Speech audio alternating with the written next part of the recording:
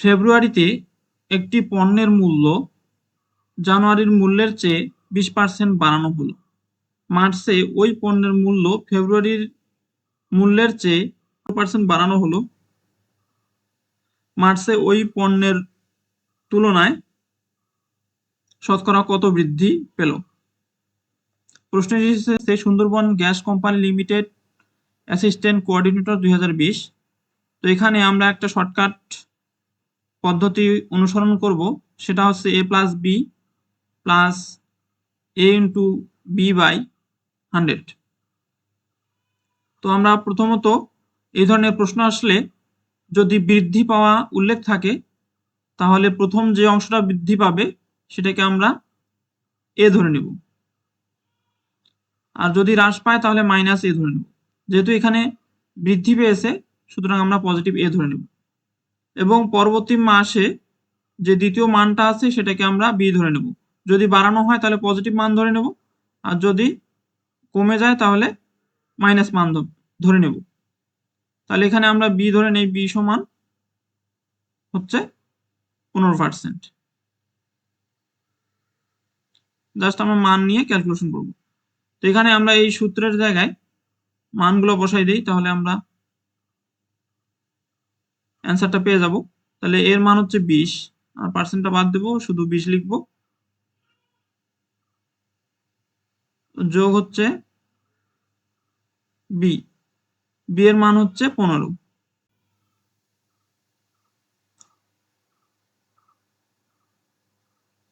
তারপরে যোগ লিখব,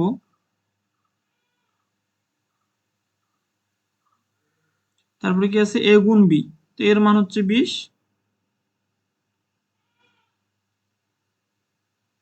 গুণ হচ্ছে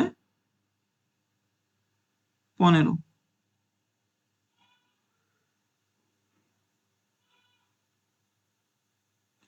এবং ভাগ হচ্ছে 100।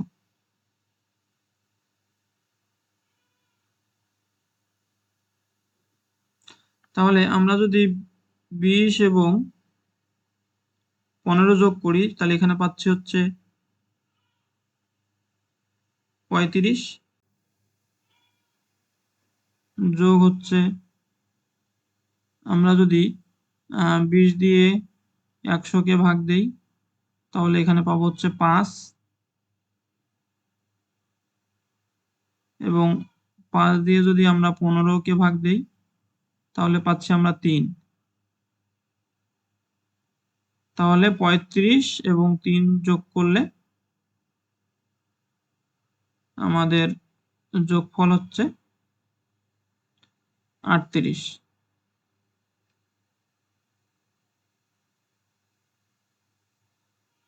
অর্থাৎ আমাদের অ্যান্সার হবে 38%। আমাদের অ্যান্সার হচ্ছে খ। আচ্ছা, আমরা আরো একটি প্রশ্ন লক্ষ্য করি।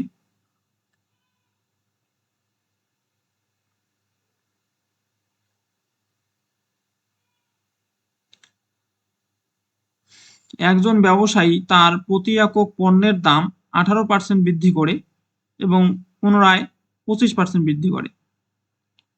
তার মোট বৃদ্ধিকৃত দাম মূল্য দামের শতকরা কত অংশ?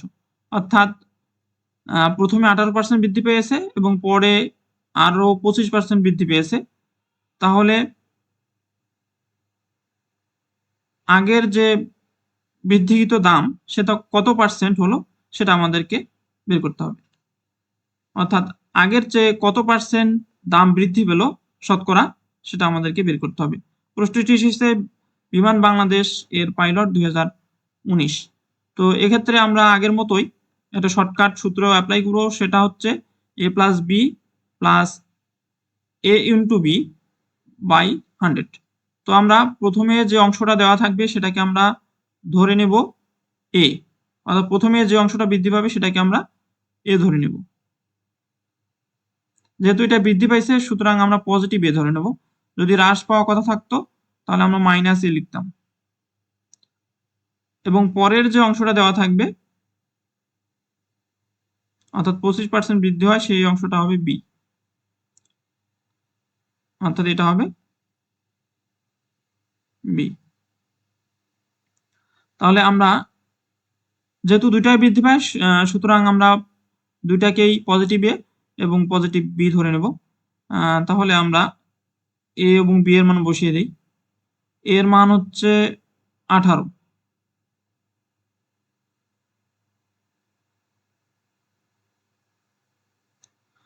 এবং বি এর মান হচ্ছে 25।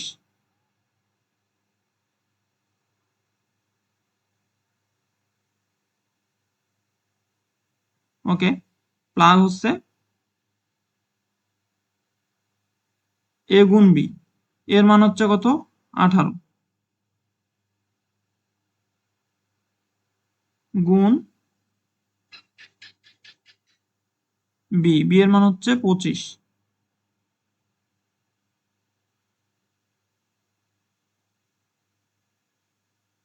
ভাগ কত 100।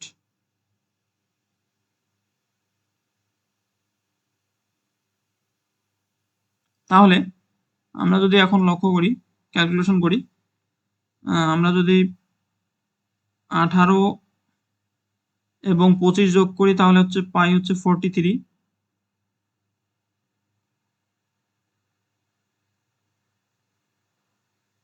যোগ হচ্ছে, আমরা যদি 25 দিয়ে 100 কে ভাগ দেই তাহলে পাচ্ছি 4 এবং আমরা 18 কে তাহলে উপরে থাকতেছে কত 18, এটাকে আরো ছোট করে নেই, এটাকে 4 কে 2 দ্বারা ভাগ দিলে 2 এবং 18 কে 2 দ্বারা ভাগ দিলে হচ্ছে পাচ্ছি 9। তো এখানে লিখবো 9/2, 9/2। তাহলে আমরা এখানে পাচ্ছি 43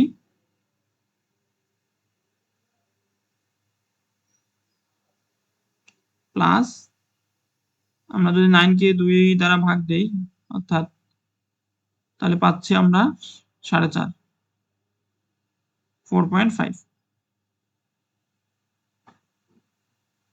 তাহলে আমরা যদি 43 এবং 4.5 যোগ করি তাহলে পাচ্ছি হচ্ছে 47.5, 47.5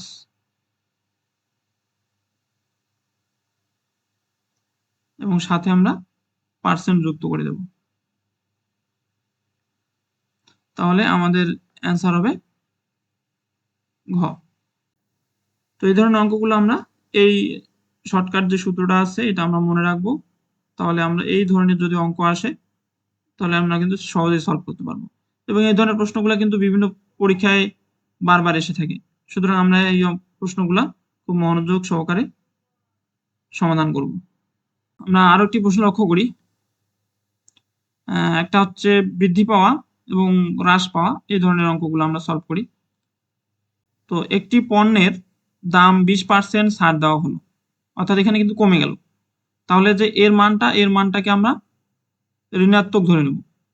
পুনরায় হ্রাসকৃত মূল্যের 5% আবার ছাড় দেওয়া হলো, মোটের উপর কত ছাড় দেওয়া হলো সেটা আমাদেরকে বের করতে হবে। তো এখানে প্রশ্নে লক্ষ্য রাখতে হবে প্রথমে যে অংশটা দেওয়া আছে সেটা কিন্তু হ্রাস পেয়েছে, অর্থাৎ আমরা জানি যে প্রথমের অংশটাকে সলভ করতে গেলে এটাকে আমাদের এ ধরতে হবে। যেহেতু এখানে ছাড় দেওয়া অর্থাৎ মূল্য কমে বিক্রি করছে, সুতরাং এই অংশটাকে আমরা ধরে নেব -এ। যদি বৃদ্ধি পেত তাহলে কি লিখতাম, জাস্ট পজিটিভ এ ধরে নিতাম ওই মানটাকে। এবং পরেরটাও কিন্তু কি ছাড় দেওয়া হয়েছে, তো সুতরাং এই মানটাও হবে -বি। যদি ছাড় দেওয়া হয় হ্রাস পাওয়া কথাটা বলে থাকে তাহলে সেক্ষেত্রে আমরা মাইনাস দিয়ে এ এবং বি প্রকাশ করব। তাহলে আমরা এই যে শর্টকাট পদ্ধতিটা আছে বা সূত্রটা আছে সেটা অ্যাপ্লাই করব, a + b + a * b / 100। তাহলে আমরা a এবং b এর মান বসাই দেই। তাহলে a এর মান হচ্ছে কত -20, তাহলে এর জায়গায় লিখবো কত, -20।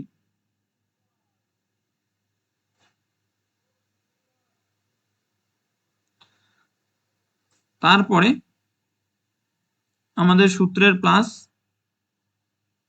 এবং বি এর মানও কিন্তু কত, -5। তাহলে আমরা এখানে একটু ব্র্যাকেটে 5 লিখে দিই। একবারেও আমরা -5 লিখতে পারি, তো বোঝার সুবিধার জন্য আমি ভেঙে ভেঙে করতেছি। তারপরে কি সূত্রের প্লাস, তারপরে উপরে হচ্ছে -20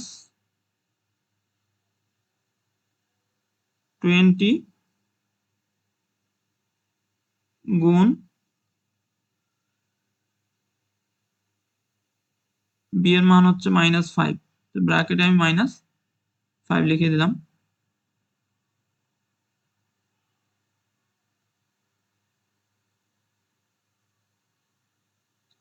এবং ভাগ হচ্ছে কত, 100।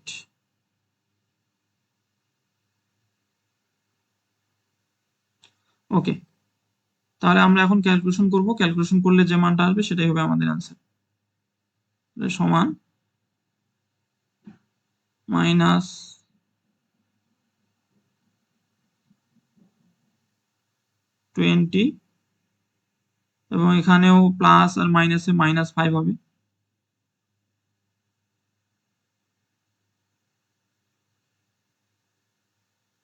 আর উপরে দুইটা নেগেটিভ, যেহেতু নেগেটিভ নেগেটিভ হবে পজিটিভ, তার মানে আমাদের এখানে পজিটিভই থাকবে। উপরে হচ্ছে 5×20 100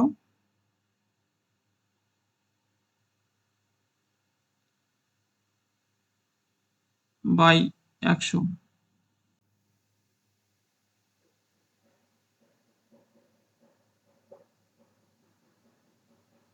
তাহলে আমরা এখানে পাচ্ছি মাইনাস দুইটাই মাইনাস, যেহেতু সুতরাং এখানে -25 হবে,